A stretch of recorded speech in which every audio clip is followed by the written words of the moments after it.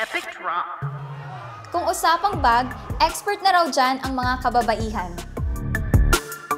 Sa bayan ng Binalonan, ang paggawa ng bag, paraan para ipakita ng isang asosasyon ang women empowerment. Ang fashionable bags na kanilang nililikha, gawa sa mga sako ng mais. Ako po ang nag-start ng Women Empowerment Livelihood Association noong year 2018. So, I was able to recruit a number of 30 members.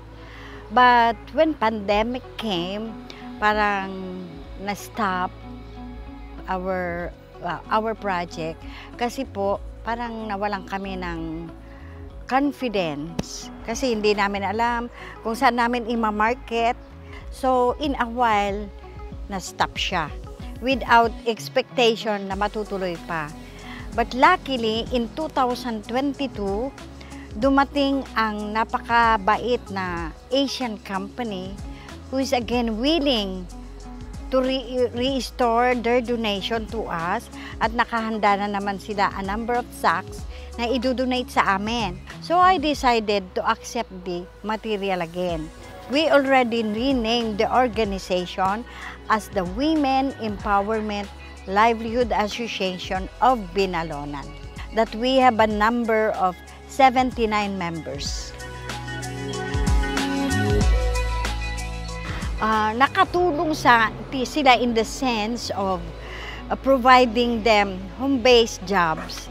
Per member, I give them 100 bags for them to dismantle and I pay them 20 pesos. So, ibig sabihin, yung 100 bags, they are already earning 2,000 pesos for them. I have proven myself na this is a good income generating for everyone.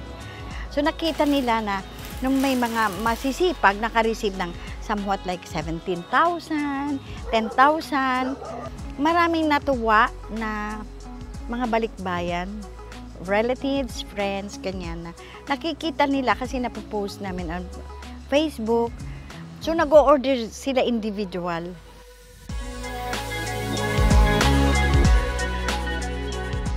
First, i-dismantle namin yung sacks. Tatastasin namin yung sack. We have to segregate the parts of the sacks. And then, after that, we have to wash. We have to clean. Babrasin namin with detergent and to remove the mga chemicals. And then, next is the washing. We cut the cutting and then the assembling. Yung pananahin na namin. And that is how the bags are being processed. This project is a labor of love na lahat talaga nandyan ang pagmamahal ng mga membro.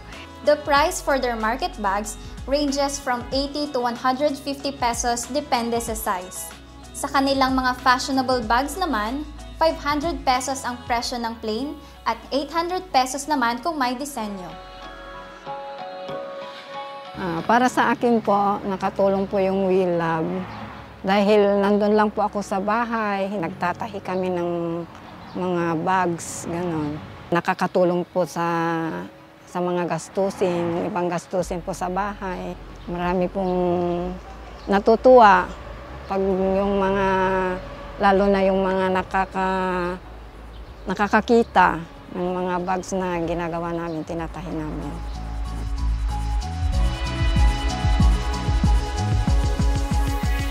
Ay, malaki po kasi wala kami mga trabaho before. Kaya ngayon, kahit pa paano, pag may mga project kami, yun, may trabaho kami. Masaya, nagkakasundo naman po lahat. Yung pagtastas namin nag-umpisa para makabuo ng project namin. Lalo na pag may mga order po, makakatulong sa mga pangangailangan po namin. From being fashionable to making everything around you look a lot more creative. Tara, bisitahin naman natin ang ipinagmamalaking handicraft products sa bayan ng Lawak.